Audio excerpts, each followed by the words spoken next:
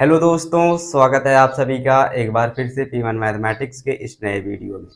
और दोस्तों, आज के इस वीडियो में हम लोग प्रश्नावली 2.5 का प्रश्न संख्या 8 को सॉल्व करेंगे, जिसमें कहा गया है कि निम्नलिखित में से प्रत्येक का गुणनखंडन कीजिए। दोस्तों, गुणनखंडन करने का मतलब होता है कि किसी बहुपद के प्रसार को जिन छोटे छोटे बहुपदों के गुणनफल से प्राप्त किया जा सकता है, उन छोटे छोटे बहुपदों को ज्ञात करना। अब दोस्तों, प्रश्न संख्या 8 के कुल 5 पार्ट हैं और इसके फर्स्ट पार्ट में जो व्यंजक दिया गया है, यहाँ पर 4 पद हैं और 4 पद में दोस्तों जो प्रत्येक टर्म में चर की घात है वो 3 है।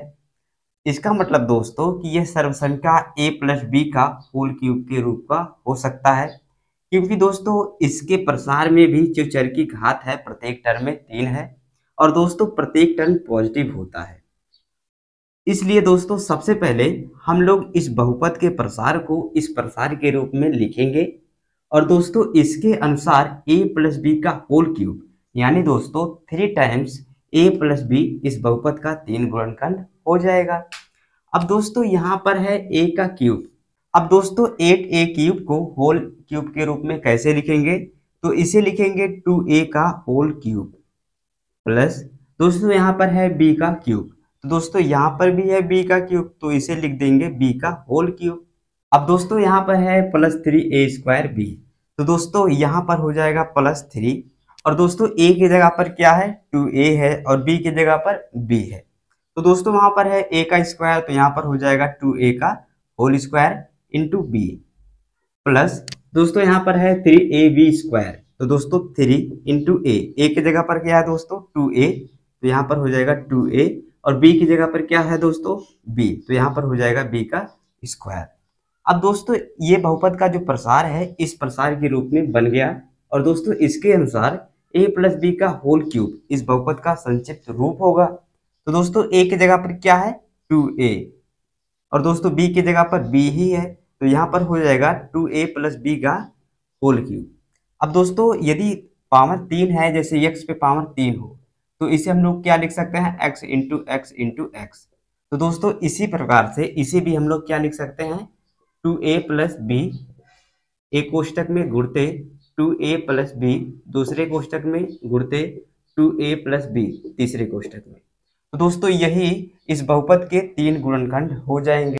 तो दोस्तों अब हम लोग इसके सेकंड पार्ट को हल करेंगे और जो सेकंड पार्ट में व्यंजक दिया गया है ये दोस्तों a माइनस बी का होल क्यूब के प्रसार के रूप में है, क्योंकि दोस्तों इसके फर्स्ट और लास्ट टर्म पॉजिटिव है और चर की जो घात है वो 3 है। दोस्तों यहाँ पर भी फर्स्ट और लास्ट टर्म जो है पॉजिटिव है और प्रत्येक टर्म में जो चर की घात है और 3 है। दोस्तों यहाँ पर जो दूसरा और तीसरा टर्म है इसमें भी चर की घात 3 है, लेकिन दूसरा और तीसरा टर्म नेगेटिव है। दोस्तों यहाँ पर भी दूसरा और तीसरा टर्म में जो चर की घात है वो 3 है और दोनों टर्म नेगेटिव है। इसलिए दोस्तों इस रूप में हम लोग सबसे पहले इस बहुपद के प्रसार को बनाएंगे। तो दोस्तों यहाँ पर है a का क्यूब, तो दोस्तों 8a क्यूब को होल क्यूब के रूप में क्या लिख सकते हैं 2a का होल क्यूब। दोस्तों यहाँ पर है माइनस तो माइनस लिखेंगे और b का क्यूब यानी दोस्तों यहाँ पर b का होल क्यूब लिखेंगे और दोस्तों यहाँ पर क्या है माइनस 3a²। दोस्तों a की जगह पर क्या है 2a, तो यहाँ पर क्या हो जाएगा 2a का होल स्क्वायर इंटू में b, तो दोस्तों यहाँ पर b की जगह पर b है तो यहाँ लिखेंगे b प्लस है तो दोस्तों प्लस 3 है तो 3a इंटू b², तो दोस्तों a की जगह पर क्या है 2a, तो यहाँ पर लिखेंगे 2a और b² दोस्तों b की जगह पर b है तो यहाँ पर लिखेंगे b का स्क्वायर। अब दोस्तों ये बहुपद का जो प्रसार है इस रूप में बन गया, तो दोस्तों इसके अनुसार इसका जो संक्षिप्त रूप होगा वो a माइनस बी का होल क्यूब होगा और दोस्तों a की जगह पर क्या है 2a और b की जगह पर दोस्तों b है, तो दोस्तों इसके अनुसार इसका जो संक्षिप्त रूप हो जाएगा 2a माइनस बी का होल क्यूब। अब दोस्तों इसे हम लोग क्या लिख सकते हैं 3 टाइम्स 2a माइनस बी और दोस्तों यही 3 इस बहुपद के 3 गुणनखंड हो जाएंगे। तो दोस्तों अब हम लोग इसके तीसरे पार्ट को हल करेंगे। तीसरे पार्ट में भी फर्स्ट और लास्ट टर्म यानी पहला और चौथा टर्म दोस्तों पॉजिटिव है, यहाँ पर भी पहला और चौथा टर्म पॉजिटिव है। दोस्तों यहाँ पर दूसरा और तीसरा टर्म निगेटिव है, इसका भी दूसरा और तीसरा टर्म नेगेटिव है। इसलिए दोस्तों हम लोग इस बहुपद को इस प्रसार के रूप में पहले बनाएंगे और दोस्तों उसके बाद a माइनस बी का होल क्यूब यानी दोस्तों 3 टाइम्स a माइनस बी इस बहुपद का गुणनखंड हो जाएगा। अब दोस्तों यहाँ पर है a का क्यूब, तो दोस्तों 27 को होल क्यूब के रूप में हम लोग लिखेंगे तो लिखना पड़ेगा 3 का पावर 3। यहाँ पर दोस्तों माइनस है तो माइनस। अब दोस्तों यहाँ पर है b का क्यूब, तो दोस्तों इसे होल क्यूब के रूप में जब बनाएंगे तो क्या लिखेंगे 5a का होल क्यूब। अब दोस्तों यहाँ पर है माइनस 3a स्क्वायर बी, तो सबसे पहले लिखेंगे माइनस 3। अब दोस्तों a की जगह पर 3 है और b की जगह पर 5a है, तो दोस्तों यहाँ पर है a का स्क्वायर इंटू बी, तो a की जगह पर क्या है दोस्तों 3, तो यहाँ पर हो जाएगा 3 का स्क्वायर और b है तो दोस्तों b की जगह पर क्या हो जाएगा 5a। अब दोस्तों यहाँ पर है प्लस 3a बी स्क्वायर, तो दोस्तों यहाँ पर लिखेंगे प्लस 3। अब दोस्तों a की जगह पर 3, तो दोस्तों यहाँ पर लिखेंगे 3 इंटू बी का स्क्वायर है दोस्तों, तो यहाँ पर b की जगह पर 5a, तो दोस्तों हो जाएगा 5a का होल स्क्वायर।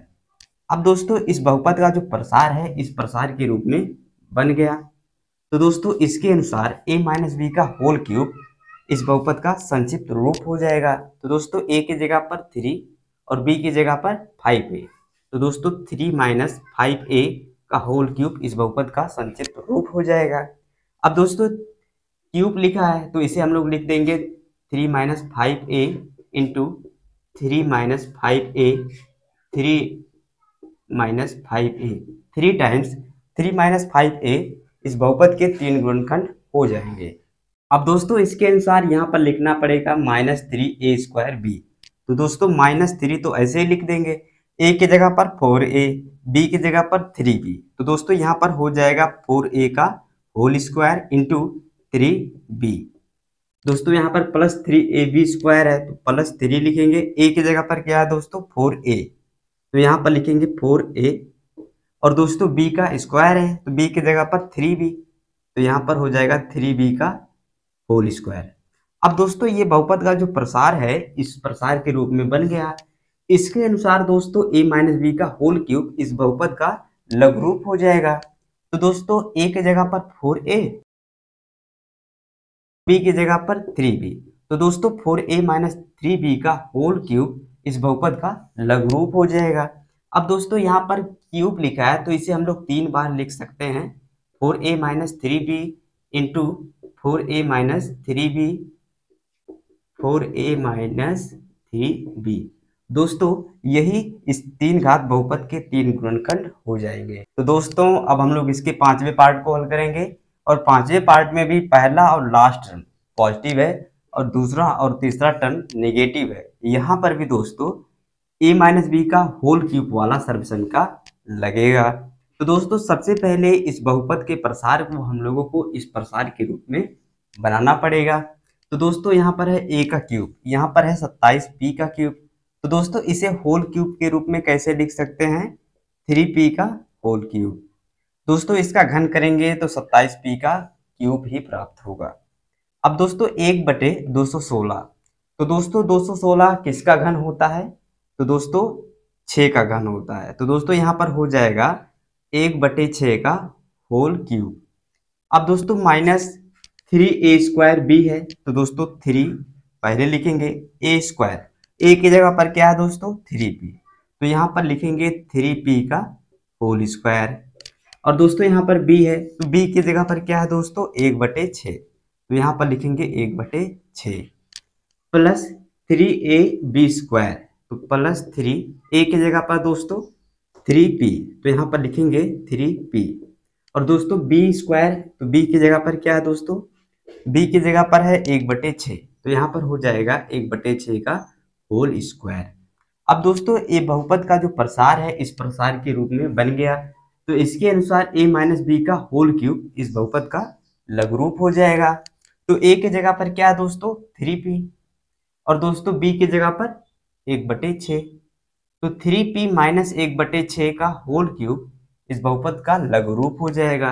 अब क्यूब है दोस्तों इसे हम लोग लिख सकते हैं 3p माइनस 1/6 एक कोष्ठक में गुणते 3p माइनस 1/6 दूसरे कोष्टक में गुणते 3p माइनस 1/6 तीसरे कोष्टक में।